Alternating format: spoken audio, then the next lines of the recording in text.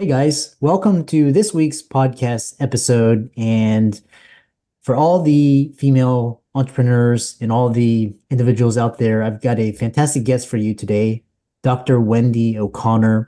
And she's an entrepreneur herself, and she is a Stanford trained positive psychologist. She's also a life strategist for women.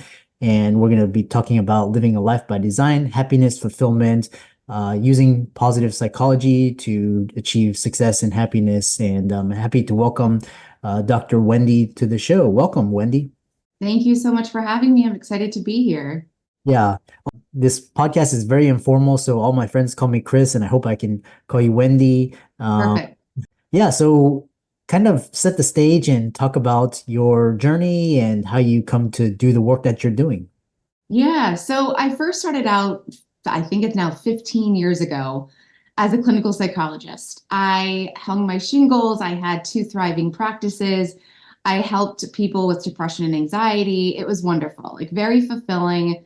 It was very successful. It was a wonderful season of my career. But then I had several kiddos very close together and life changed. So I had three daughters under two. And all of a sudden, everything shifted. My perspective, my values, like my priorities, everything really took a turn. And took this as an opportunity to really get very self reflective.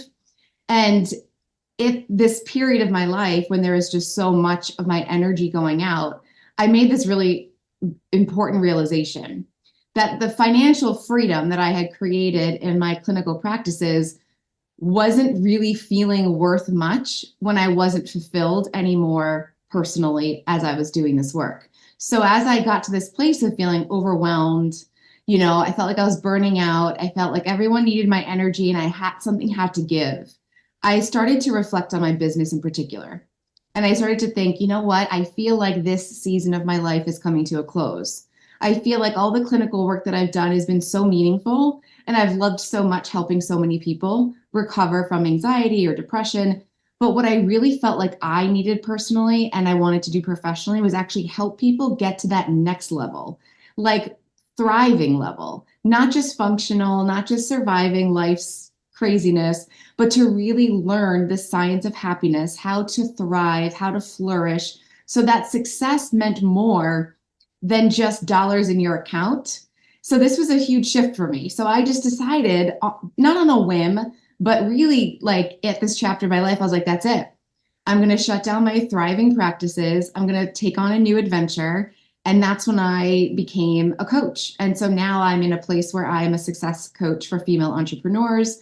I focus on teaching women the science of happiness, but also the science of understanding the success psychology of what it takes to not only be successful, but to truly be happy.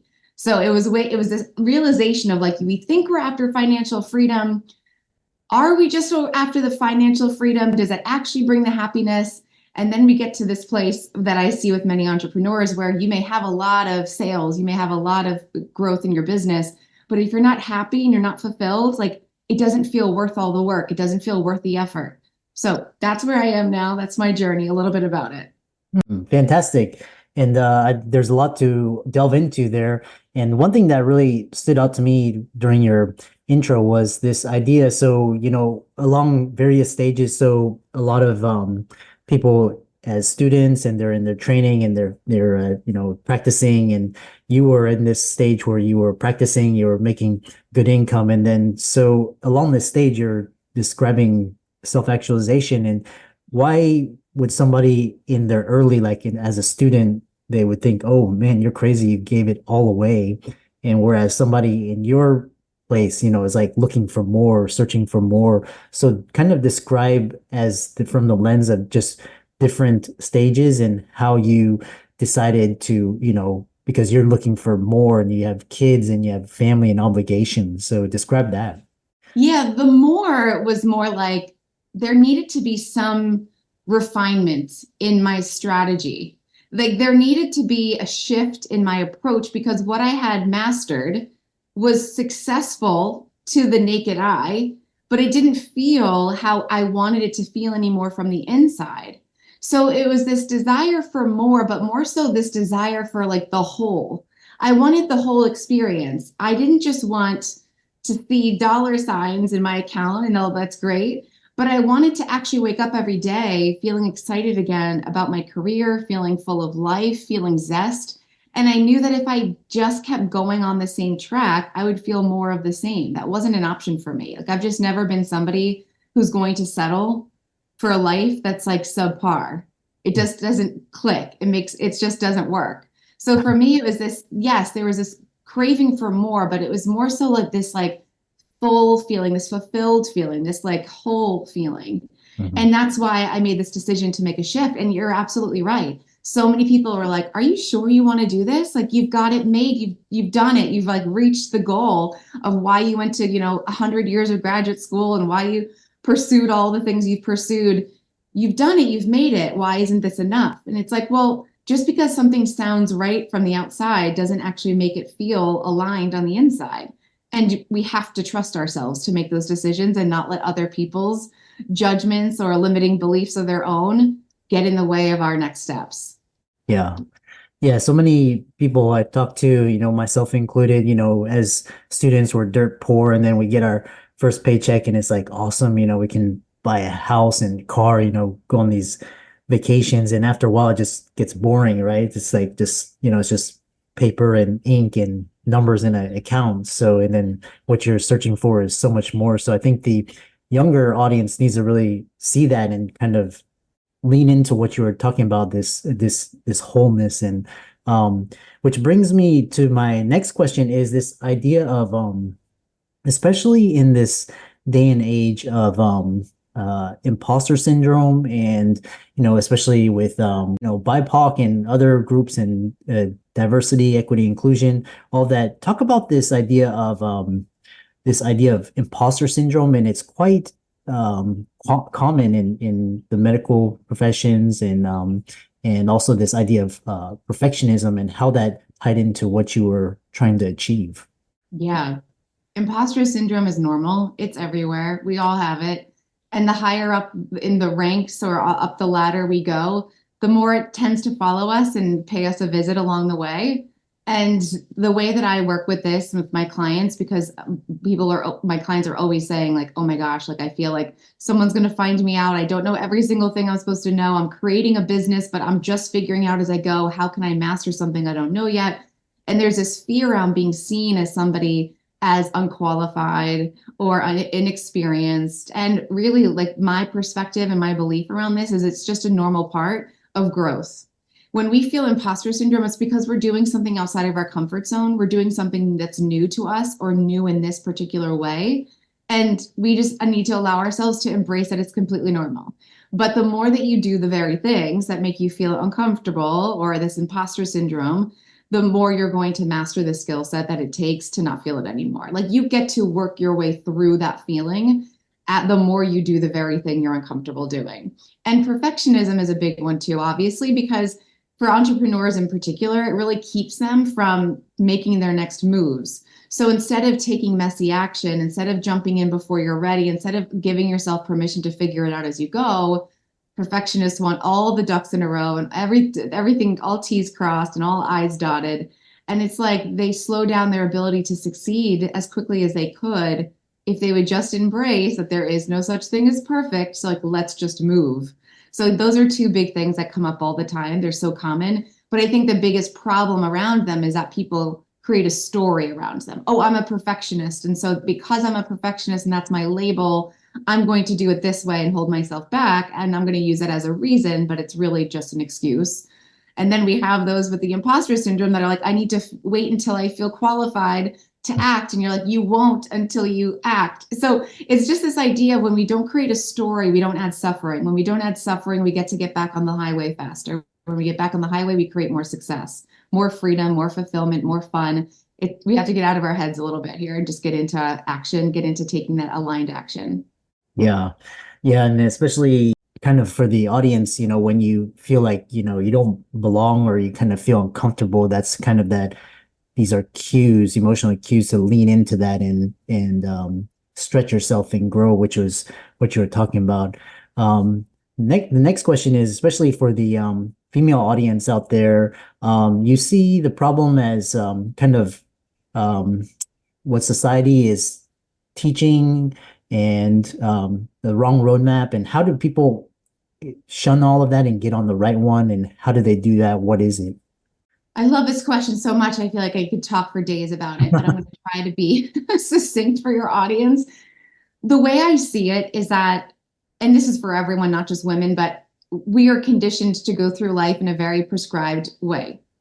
We are taught to do really well in high school, get into a really good college, graduate with honors. We're told to get that really good job, get the apartment, get the partner, get married, get the house, have the kids. There's this prescribed path that we're all conditioned to believe is the right path. But what I saw with my patients and my clients now is that it's almost like the longer you follow this path, there's almost this inevitability that you wake up one day and go, why don't I feel happy? Like I'm doing all the right things. I've killed it. I'm working so hard. I'm doing all the things I was told. Why am I waking up and I'm not lit up by my life? Why am I not happy? Why am I not excited? And maybe even why am I not succeeding? What's the problem? What's wrong with me? And most people will ask, what's wrong with me? Like I must not be getting it. But you're not the problem. This prescribed path is the problem. It doesn't take into account any of your unique strengths, your values, your desires. Anything that's about you is not considered in this particular roadmap. So my work with my clients is all about how do we design your life and your business to support the way you want to feel every day? Because the way we feel every day, or let's say most of the time, is really going to be your perspective of your life, your perception of how your life is. Is it great? Is it amazing? Is it meh? That's going to be based on your emotions. Your emotions are based on what you're thinking. Your thinking is based on how you're living your life. Like, so there's this really beautiful opportunity to make shifts that can just create an incredible ripple effect. But we have to know that we give ourselves permission. We must be able to give ourselves permission to start tuning into ourselves and to say, I thought this was supposed to work. It's not working. Instead of asking me what's wrong with me, I need to ask myself, how do I change the system? How do I change the path? Like, this is not the right path for me. The sooner people give themselves permission to think outside the box, the faster we get to figure out what your unique path is. Yeah, there's so many gems in there, and it ties back into what we were talking about, perfectionism, imposter syndrome, and also this kind of wanting more, and a lot of colleagues, friends, they've got these picture perfect lives, and then they confide to you these secret problems, and you're like, oh, I never would have imagined these, and it's kind of just like we live in like this Disney world fairy tale where everything's supposed to be perfect. So the question is, so you help clients live a life by design and not by default. And what role do strengths and values play in lifestyle design that's both successful and fulfilling? Yeah, so that's what I call the North Star. Like, this is really creating your North Star. It's like when we identify what your signature strengths are, when we identify what your core values are and your deepest desires are, these are the three pieces that are the foundation of what a life and a business by design looks like. So when people want to start a business or when people want to start a new chapter of their lives, a lot of times what we do is we just look around and see what other people are doing. And we're like, well, she looks happy or they look successful. Like, I'm going to do that. What are you doing? Right? It's like the fitness journey. Someone has a fitness transformation. You're like, oh, what did you do? Tell me all the secrets. Meanwhile, it's like what they did may not at all be the thing that would create success for you or happiness for you. But we immediately turn to other people. We turn to outside sources. And the mistake that we make is to not turn inside, not to look at ourselves and say, hold on a second. I have really incredible natural strengths, talents, gifts inside of me.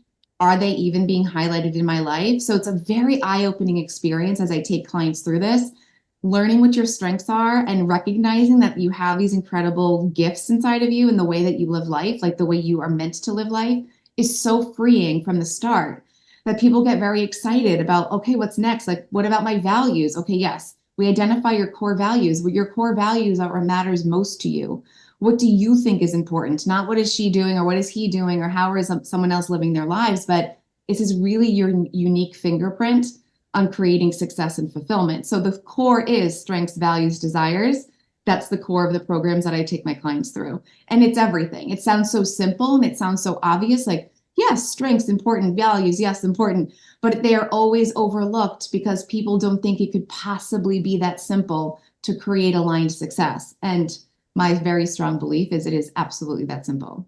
Yeah, in which kind of talking about positive psychology and action, which is your expertise, and a lot of the audience, they're so socially conditioned that they've got these layers and layers upon layers of just rationalizations, societal expectations, and so this idea of tuning into your North Star, and but a lot of them will struggle because they've got negative self-talk, they've got inner critic. So how do these principles can be applied to overcoming these obstacles and breaking free of the societal conditioning? Yeah, it so much comes down to rewiring your mindset. It's so much about understanding the stories that have lived within you for so long, that have become so powerful, that have taken the driver's seat away from us. Once you can recognize that these thoughts, these fears, these self-doubts, these stories, once you understand that they're not who you are, they're just something that you've believed for a long time, and you've probably lived your life in line with these stories for a long time, not even like in your awareness.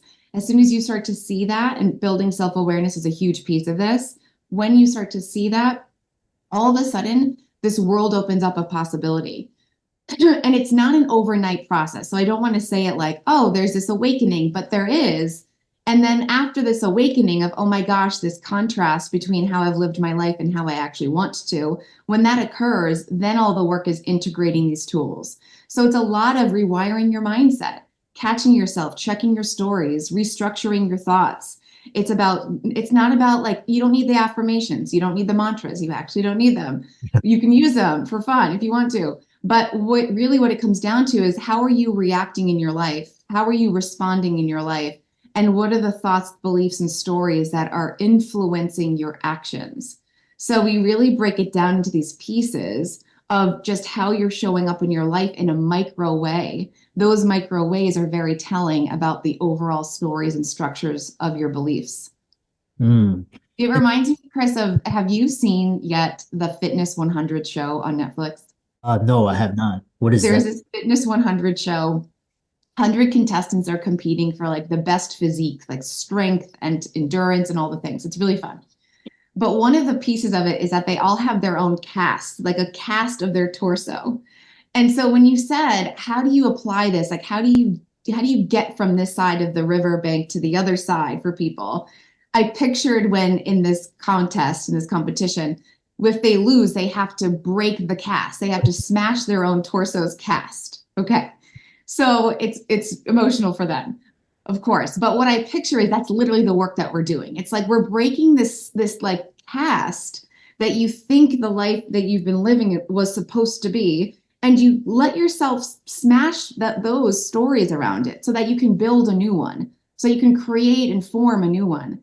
But what a lot of times people do is they protect their cast because it's familiar. It's like the way that they've lived. Their mindset is how it's established for decades now. They protect it because they don't realize that really we need to dissolve a lot of this to create new. They try to bring old cast of their mindset with them, and they wonder why it's not working.